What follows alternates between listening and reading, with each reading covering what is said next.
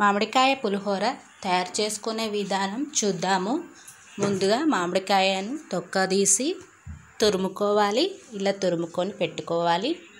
తర్వాత ఉల్లిగడ్డ, పచ్చిమిర్చి రెడీ చేసి పెట్టుకోవాలి.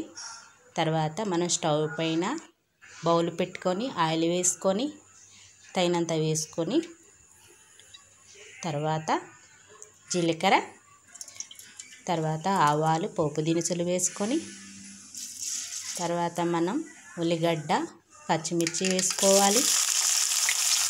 ఇలా వేసుకున్నాక ఉల్లిగడ్డ, పచ్చిమిర్చి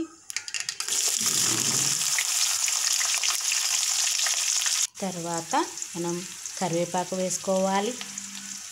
ఉప్పు వేసుకోవాలి తగినంత, పసుపు వేసుకోవాలి తగినంత. ఇలా వేసుకున్నాక మనం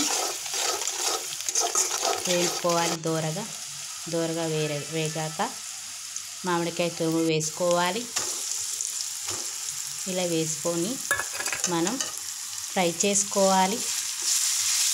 ఇలా ఫ్రై చేసుకున్నాక మనం మామిడికాయ పులిహోర రెడీ అవుతుంది. దీనిని చల్లారనిచ్చి మనం వైట్ రైస్ ప్రిపేర్ చేసుకోవాలి. వైట్ రైస్ చల్లారనివ్వాలి. చల్లారనిచ్చినాక మనం ప్రిపేర్ చేసుకున్న మామిడికాయ పులిహోర కలుపుకొని మనం రెడీ అవుతుంది. టేస్టీగా పుల్లగా మనం తినేయొచ్చు.